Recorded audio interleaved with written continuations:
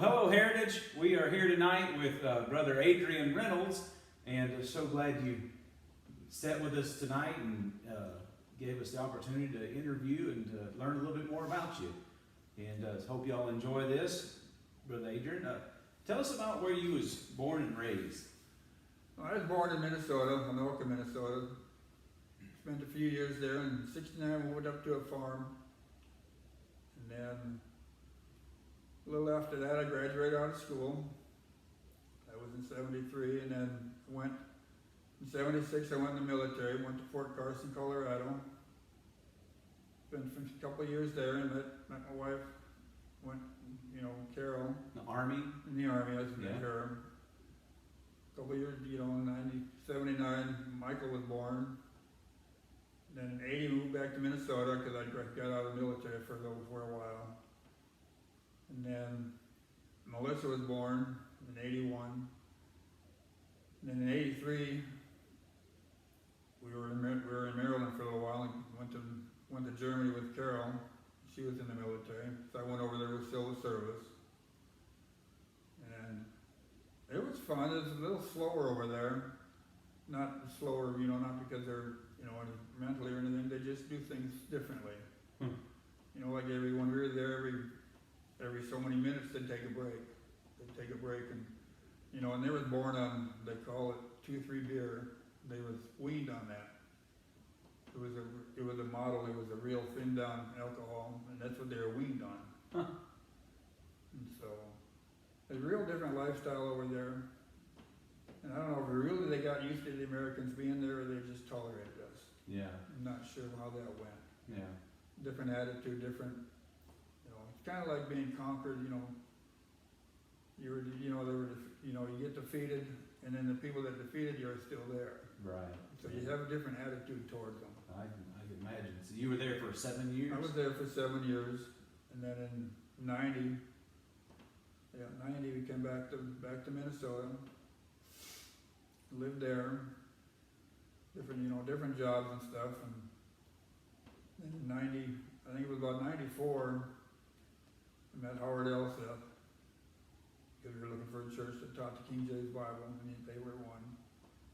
And then in '96, he met somebody down here, and he was going to move down, and so we decided, well, let's go with him.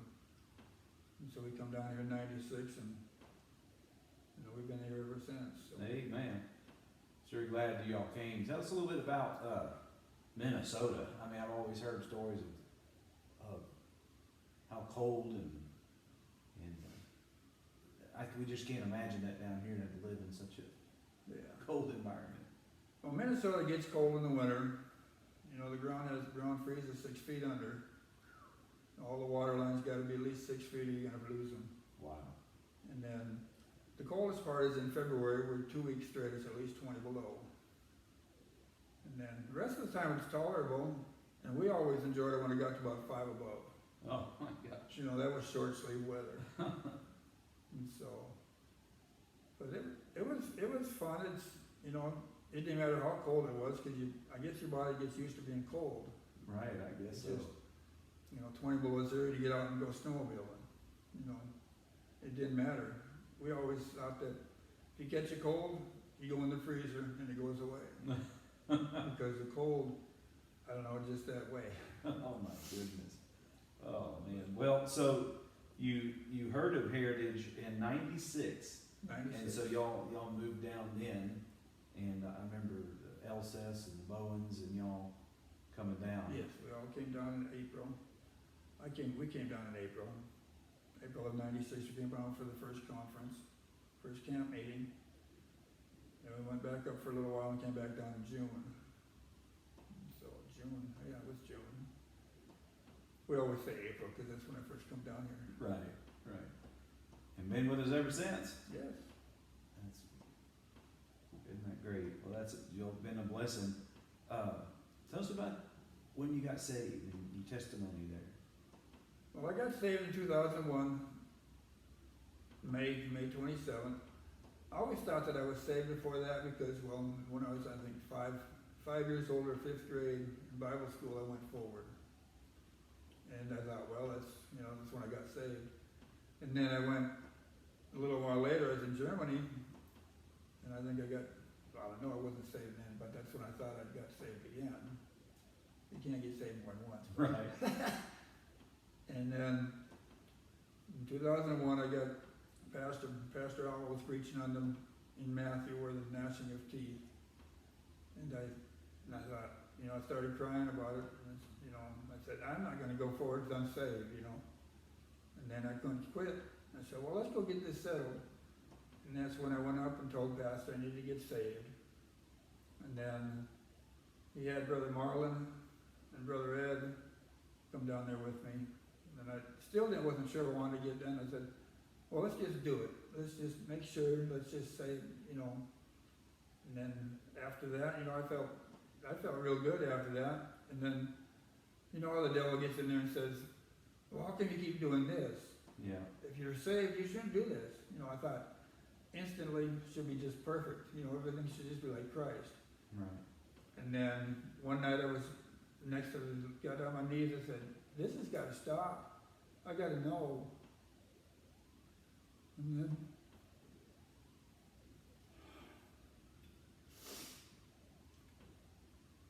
I told him, I said, I got to know for sure. Amen. And then, I don't know, you close your eyes and you still see brightness. Yeah. For some reason, I don't know how you can do that.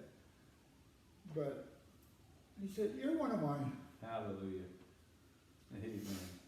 And so I was so excited, I went outside. And Chad probably remembers this. I was in the front yard over at Michael's hollering, just hollering, you know. And then Caleb, I think Caleb was out there, and I told them about it. And then I went down and called Brother Payne and says, are you guys asleep? He says, no. And I said, well, I want to come and tell you something. And so I went into the house and told them about it. Amen.